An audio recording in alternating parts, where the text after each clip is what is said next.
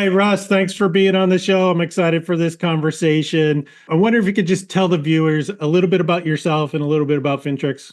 Yeah, sure. Excited to be here. Thank you for having me, Mark. So I'm the founder and CEO of FINTRX. A bit about me. So I founded the company 10 years ago, initially really built on the back of personal pain point that I was encountering while raising money in the hedge fund space, right? So simply put, there was just a massive inefficiency when kind of navigating my way through the private wealth and family office market at that time. It just seemed very fragmented. The data that I was looking for just wasn't there, wasn't available, and so that's what kind of led me to spawn out and be the genesis for creating FINTRX. So since that launch, obviously things have changed around here. We've continued to grow really quickly, and today operate as a 100+ person team based here just south of Boston, and really offering vertically integrated platform,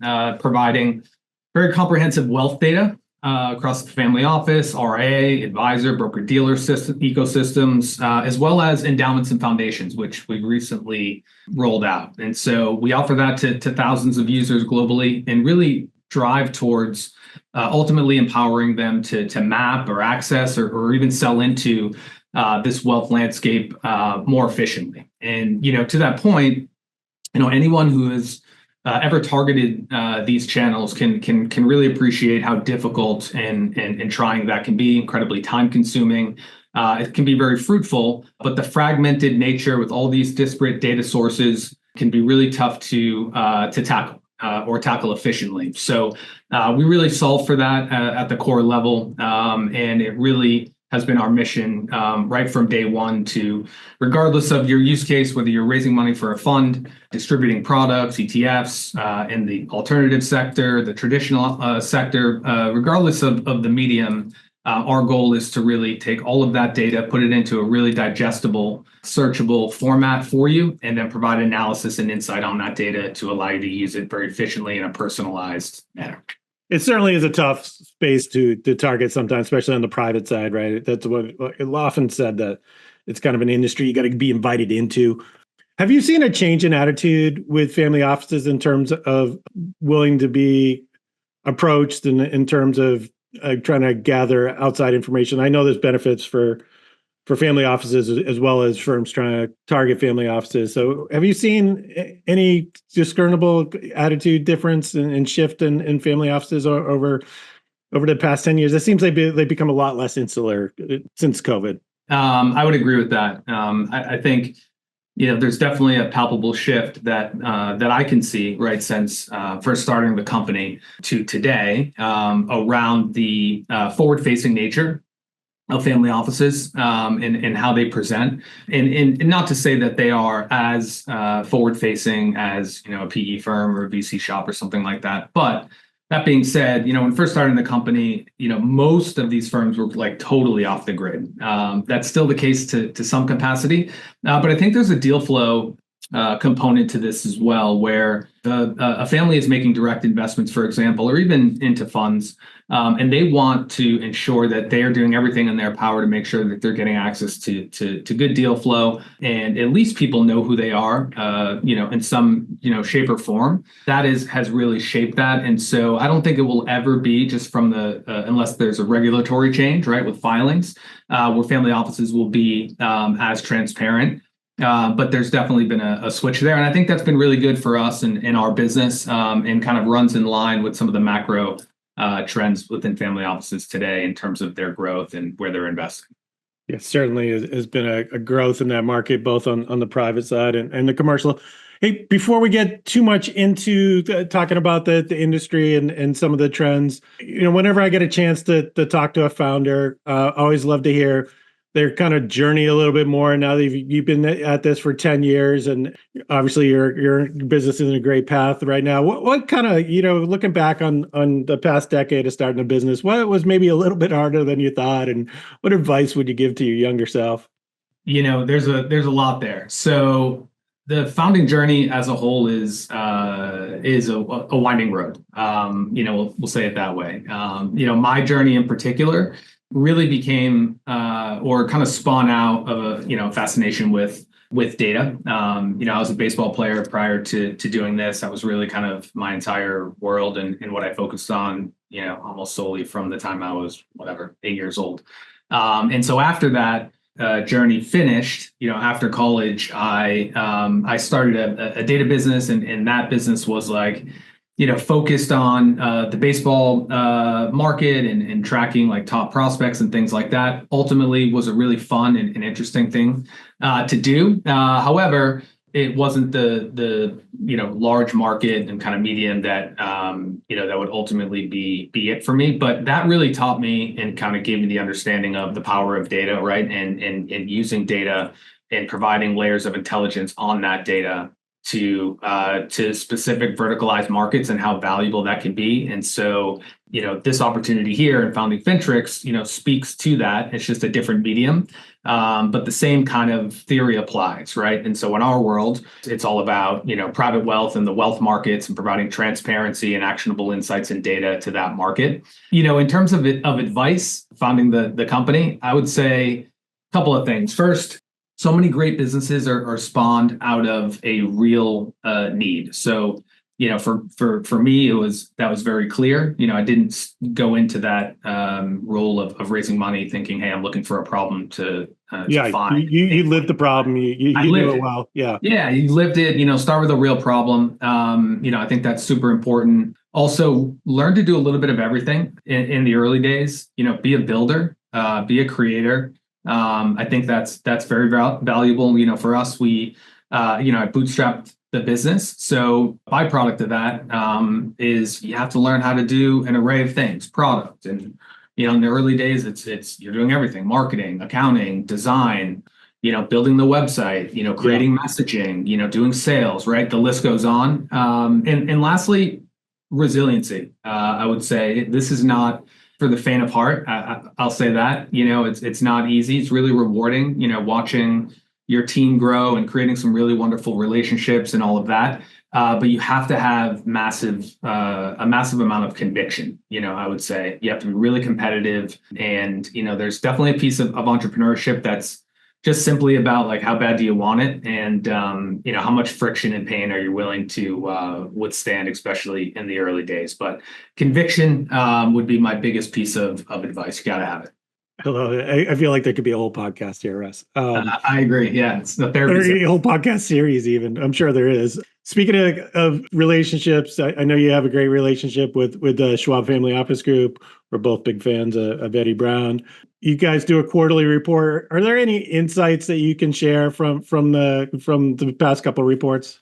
Yeah, I would say, and this, there's a through line here, probably much of what we might chat a little bit more about today in terms of kind of the, overarching themes within the family office space. But, I think my biggest takeaway from that report is really the emergence of tech investments, just as a sector, certainly within funds, but really heavily within the direct investment landscape, and how that is really starting to shape the direction of some of these family offices, both on the single and multi side. And even more to that point and along those lines is the source of wealth and the takeaway there around how that is so highly correlated. And tech is a great example of that, right? Into the areas where families have created wealth, made their money, and how that is highly correlated to, sectors and industries for which they invest directly back into, right? That makes sense to me. That has logic. You understand a specific industry, a specific space. You can really add value there, especially on the direct side, right? Where you have you have input. Sometimes you have a board seat, you have a seat at the table, and you can make an impact there. We're a good example of that. Our lead investor, Jason Krantz, is the former CEO, but is the founder of Definitive Healthcare, which is a data company. He founded that company, led it all the way through to an IPO a few years back. Massively successful outcome, and he's a great example of that, right? So Definitive Healthcare is a data company, just like us. It's in a different medium, healthcare versus financial services, but the ethos there makes it makes sense, right? He has been very, very helpful to us. He understands the data business. He has a board seat. He can have impact, and so that was probably the biggest takeaway from us. The numbers really jumped off the screen with whether it was tech or real estate or even things like manufacturing. It doesn't really matter what the medium is. Investing directly back in allows them to have a really nice impact, and not just another PE firm, another portfolio company. Like, you're taking money from someone who can really add value. They say data's the new oil, right? So It is, yeah, regardless of the industry, you're seeing, and healthcare is one of those other ones that's ripe for disruption and needs more of an approach like that, right? Complex data, right? It almost is like the more fragmented, the more complex, be it proprietary or not, makes for kind of the better story and the better product there, right? The better oil. Let's talk about the family office market in general. It does seem like there's been an acceleration of that. It does seem like it's a winning business model, both on the private side, the single family offices. We're seeing numbers there that they're expecting the growth of that market, both domestically and internationally, approached 10,000 family offices. And then you see the commercial side is certainly the word gets kind of used and abused a little bit, but you certainly see a lot more multifamily offices, and that model seems to be a winning family model as well, considering the shift of assets from wirehouses and whatnot. What does the data say? What do you see in the market in terms of growth, and do you see any differences between those two segments? We definitely see growth, right? The family office sector has experienced tremendous growth in the last handful of years, I would say. I think that is paired both to the single and the multifamily office side equally. We obviously, FINTRX provides some really insightful and comprehensive data in that channel, specifically single and multifamily office. And what our data shows is the formation numbers are now into probably the 6,000 to 7,000 range in terms of family offices globally. You see numbers all over the place there. You do see the numbers quoted everywhere. Yeah, I think, and we attribute that to a couple of things. One, are folks counting or not counting, kind of these investment firms that do a number of things, and one of those things is they have a large family office services arm. Another is like, what makes a true single family office? Is it 50 million and above? Is it 250 million and above? There's such a range there, but I think the through line is they're major tailwinds. The numbers are growing in this market, and it's really a market that it can't be ignored, right? It can't be ignored anymore. Even from the largest asset managers, as they're thinking about this market from an LP standpoint, the wealth transfer that's taking place there is real. Those assets are finding their way into the SFO market with new launches, and the MFO and advisor RIA channels finding itself there as well. And lastly, I would say, like, there's definitely a complex and diversified piece to this as well, where family offices are just engaging in investment types and strategies and approaches that they typically were not doing at the scale and size that they were 3 years ago, 5 years ago, 10 years ago. And I think that's just a really important thing to note. And that has long tail effects on these families as it pertains to the type of talent that they need in order to diligence these investments, whether it be alternatives, directs, et cetera. So it's a really exciting space. The tailwinds are there. And candidly, when we started the company, it was this market was so much more niche and bespoke than it is today. Like, candidly, many of these family offices look and feel like PE shops, right? It's just they're very institutional, right? They're certainly not near the retail scale. Many are very institutional quality firms, right? No question. Yeah. With the investment trends, where do you see that? Certainly, there's been a lot of talk about a continued, and this has been a long-term trend, a continued exposure and increasing their exposure to private equity, but also more direct deals. Where are you seeing? What's the data saying in terms of how the investment trends are shifting for these family offices? So I agree with you. Certainly trends, all over the board regarding kind of move towards direct investments. We see that as well, and it's real. It's palpable. A couple of other things that I would add to that is really about less about the investment trends and more about just the trends that we're seeing with kind of the turnover, right? And families, generational turnover with this wealth transfer and the need, or I guess desire for like what a new family office, what a reimagined family office looks like today, and the service offerings and how they, whether it's an MFO or kind of what the family members want with that generational turnover in a single family office is so different. Those trends are, are constantly evolving. Like, for example, ESG investments or philanthropy or more scrutiny on the types of investments that are made in terms of sectors or sectors that they're not investing in. Younger generational turnover, they care a lot more about those things, oftentimes on equal level or maybe even more than pure P&L and performance. That's a major the ESG considerations. Yeah, we're just like, the types of investments, right, that the family is making, how they're creating a return, and purposeful investment versus just compounding capital at all costs. That's an interesting one. And another one is just about the adoption of technology, right? And maybe COVID had something to do with this, but we're seeing just a higher level of tech adoption within the family office market. And look, just as an aside, our world, call it, throw a blanket over it, financial services, tends to feel like it's, 5-10 years behind in terms of tech. I'm not sure exactly why that is. The younger generation today, whether they're with, a really high-end advisor or they're a family member at a generational single family office, tech is important. They want transparency. They want to pull up something on their app and be able to find, insights and, NAVs and like long form paper statements. That doesn't feel like where it's at. Right. 60 days after the quarter end, right? Exactly. Right. Yeah. Like it's like a generation where you get everything exactly immediately when you want it in the device of choice, right? Yeah, exactly. So that's a big deal, right? So that clarity and transparency that the customer wants there, regardless if it's within a generational SFO or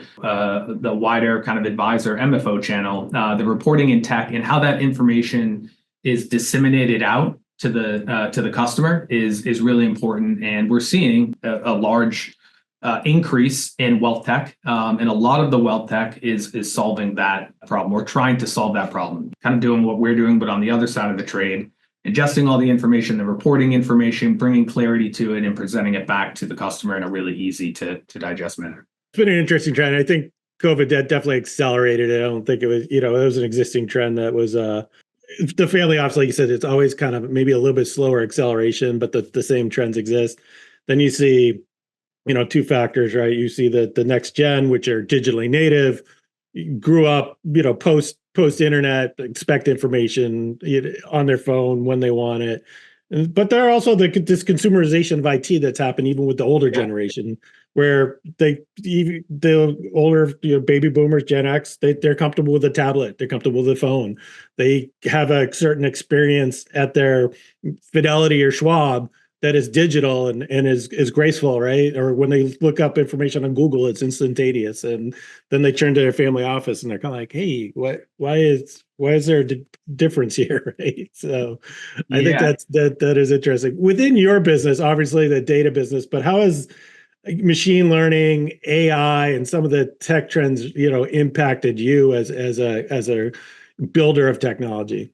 Greatly. Has been and will continue to just have a massive impact for us. It's really been transformative here, both internally as well as kind of what we have built and launch and continue to build forward facing to our customer side, right? So our end buyer is really anybody in financial services, a big market. But if you kind of drill down into a tighter, lens of that, it's, anybody in traditional investments, alternative investments, raising money, distributing products, handling M&A, doing recruiting, whatever. There's a myriad of use cases, right?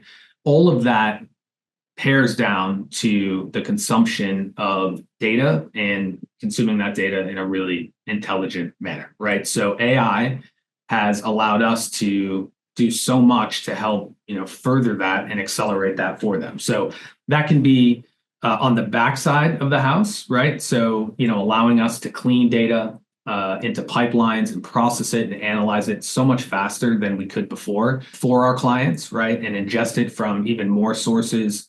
That's been a major help. We leverage all types of tech, and we have for a long time. But I would say over the past, year and a half, we've been able to just like really turbocharge that. We use machine learning a ton to do that, and really help identify whether it's inaccuracies in the data from where we're ingesting it, or in our data sets itself, to allow us to just give a much more reliable, on a scalable level, data assets on single multifamily offices, investment advisors, broker dealers, endowments, foundations, etc. It's been a force multiplier for us, certainly. And then on the other side of the house, like what we have in our product and what we present, we've done a number of things there, and I think they've been and will continue to be just transformational. So what does that look like? Probably 9 months ago, we launched AI search, which is in our product, which is just an incredible way to kind of access our data. Is that prompt-based data access? It's natural language, right? So you think about any data company, we have hundreds of filters, we have millions of records. It's just our UI is beautiful. It's really well done and it's easy to navigate. But at the end of the day, you still, in any data product, you need to go in, put the filters in to pare it down, right? Kind of in a funnel approach. This AI search function is just like, hey, like I need to find single family offices within 20 miles of New York City that allocate to hedge funds that created their wealth in entrepreneurship, and help me find the CIOs and investment committee members there. Boom, it will run that query and bring that back to you, right? So that's very different than going in and entering those, 7 or 8 filters or whatever that was. That was kind of the first leg of what we've done there. It's been, it's had a massive impact for our customers. And one aside there, when building that out and kind of launching that, the theory here for us was like, hey, this is really going to help, maybe the more tech savvy end user of ours. But what we found was really that rang true, but also the opposite was even more true. And that is maybe someone who's been around the industry for a long time. They are trying to, get the information, they want it quickly. They were able to adapt that AI search equally as quick. We were really surprised by that. That's been helpful for us. And then this next leg of what we're rolling out now, I call it over the next 6 weeks, is really around analysis with AI. So we have the search function, which helps you get to the data, and then the analysis piece is all about extracting insights and trends and growth over time, and finding your best path into firms, introduction opportunities. We built a number of models that we just never could have done before without AI to do that. And lastly, we sit on a ton of data, right? Like we are, to your point earlier, data is the new oil, and just by happenstance and pure good fortune, this has been dropped in our lap, and we've hired a number of AI focused engineers to really expedite this. But the reality is, our data is big. It's changing all the time. People changing jobs, email changes, role changes, new launches, investment activity, all these things. And we can now point our scalable models at that and digest it and pull out insights, almost instantly. So it's amazing. If you can't tell, I get really excited about what we've done and where we're going with AI. I feel it's the future of tech as in general, but I think it's going to be just an accelerator for tech businesses that have a data layer or data component to them, which we do. Yeah. I mean, they say, the futures here is just not evenly distributed, right? And there's some firms that are really taking advantage of AI, like with the natural language search. You don't need to know how to use the system anymore.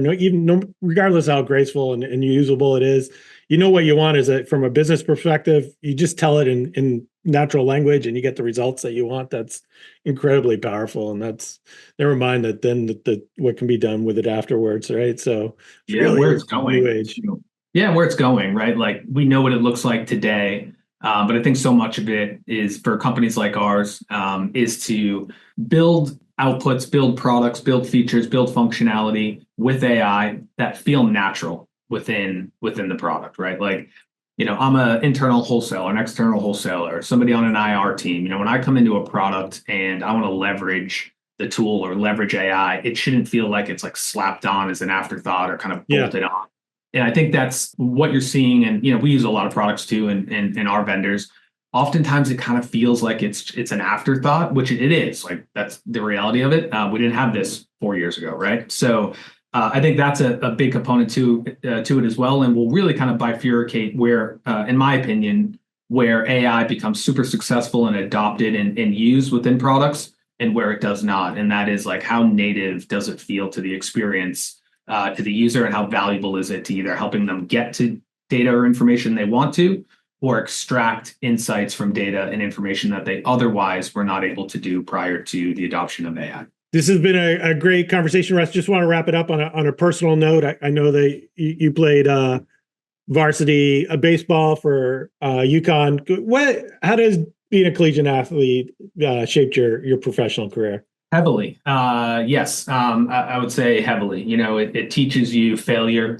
It teaches you that you're going to be a freshman and the low man on the totem pole at some point. Competitiveness, team first. A rising tide raises all ships. Our coach used to say that all the time at UConn. And I think there's just also something that kind of inherently becomes hardwired in you that just makes you gritty, and you're up at 5, 6 in the morning running and lifting and doing shit outside in the rain, and it's just like it makes you just a little bit gritty.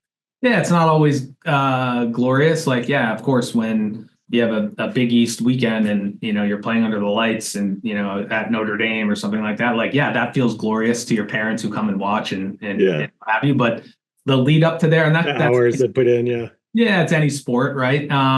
Also, I think relationship building, team building, and all of that really transferable to business, and candidly, like a lot of what you see here within our team is built like a team, right? We're not a family; we are a team. You can't pick your crazy uncle, but you can work in and maneuver around your teammates, right? So that presents itself in to create a merit-based environment where you have to earn it every single day. And I talk to the team about that all the time. We are a team first, and you have to really feel like you earn your right to do whatever you do every single day. I think that's really important. Competitive and resourcefulness, all those things that a wonderful teammate is made up of, regardless if they're on the baseball team, the football team, the track team, or on a sales team or a data and research team, whatever it is. A great teammate, makes people around them better, and rises up the level of the team. And I think that runs true for business teams as well. So not always executed perfectly, but that's how we strive to build our team. You had a chance to play in the Cape League. Do you have a favorite Cape League story you want to share? Yeah, I mean, man, I have a bunch. Yeah, so I played in a few different summer ball teams. The Cape League, the NECBL. I would say my biggest takeaway from those leagues, which for anybody listening who's not overly familiar, which you're probably not, college baseball is not very important, but you live with stranger families. That's how that works. So the model is, whether you're playing in the Cape League, we'll use that as an example, or the NECBL, you finish your college season. So you're 18, 19, 20, 21, something like that. And then you get shipped off to whatever, Chatham or, Iowa, and playing in a league in the Midwest. Or, one summer I spent in Keene, New Hampshire. And you live with host families who bring you in. You don't know them. You've never met them before. You show up there one day with your bag, and this family welcomes you into their home, and you sleep in a spare bedroom and whatever. It's a really interesting thing. And I think one of my favorite stories spawns off of that. So one summer, I was in Keene, as I mentioned, and my host family, they had a tie to the local golf course. And my summer job, they also give you a job. Everybody lives with a family and you get a job. So some of my buddies were working at the fish market, doing things like that. Other people were working, outside on, roads, in local school systems, whatever. My summer job, along with my roommate within the family, was to cut the greens, the local golf course. For context, I did not golf at the time. As a golfer now, I look back at that story. I did it with my buddy Kevin Malillo, who actually had a cup of coffee in the big leagues. It was an amazing player and a great guy. Went to the University of South Carolina. So if you picture us, we like laugh about this today. Two like 19-year-old kids at like 4:45 in the morning. It's pitch black. We're absolutely exhausted, and we're out mowing greens. No idea what we're doing, hacking it up. And I look back at that story today and just think, like, as a golfer, like the damage that we must have done to the golf course at that time is just a sight to behold. But there's so many things like that, and I think the through line there is my favorite stories are as it pertains to my baseball career are never about that big win we had or like that big hit or whatever. It's all about like just relationship stuff. And I talk to our team about that a lot here too. Like, enjoy the journey, meaningful work, meaningful relationships. Those are the types of things that will move the needle for you in time when you look back on different experiences. And I think that's a perfect example of that. It's those kind of things that I really value. So I love it. Just wrapping it up here. One final question. We're obviously talking about data. We're talking about baseball. How do you feel about the nerds taking over baseball? You're a fan, or are they rooting the game? What do you think? Funny enough, I'm no longer a fan. I think it's over-indexed, and I don't think that's indigenous just to baseball. I think all sports have become like too nerdified. I think probably one day in a prior world, it was over-indexed the other way, all on like gut feeling. And then I think there was a lot of validity to the Moneyball thing and all of that, which led to, that being adopted into football and, in every other sport. But I mean, there has to be some component to it where it's feel and wherewithal. And I do feel like that's been a bit over-indexed. So my answer would be no, I'm not a big fan of that. And I think also, funny enough, data backs that up. Oakland never really turned into anything great with Billy and Moneyball, and it usually comes down to spend. Yeah, offense is down now, right? Yeah, roster creation. So, but yeah, over-index. You see it also with NFL teams constantly going for it on fourth down. Yeah, going for two. Looking at a players like they're pitching a perfect game and they're pulling them out. It's like, what are we doing? I know, because the data says the pitch count on his next start is ruining the product. It's like crazy. Totally. I feel like the product got a little better with the pitch count, but being a Red Sox fan, it's tough these days. It's been tough for a long time. So being a Red Sox fan in general is tough. Netflix threw us a little bone there with that nice 2004. Those are days. World Series 2005. But it's tough being a Red Sox fan, no question. That's what we got now, right? We're holding on to that. Yeah, we have Netflix series from 10 years ago, 20 years ago. That and the dynasty. All right, Russ, this has been a great conversation. I really appreciate you sharing and spending some time with us today. Thanks so much for having me. I really appreciate it and enjoyed it.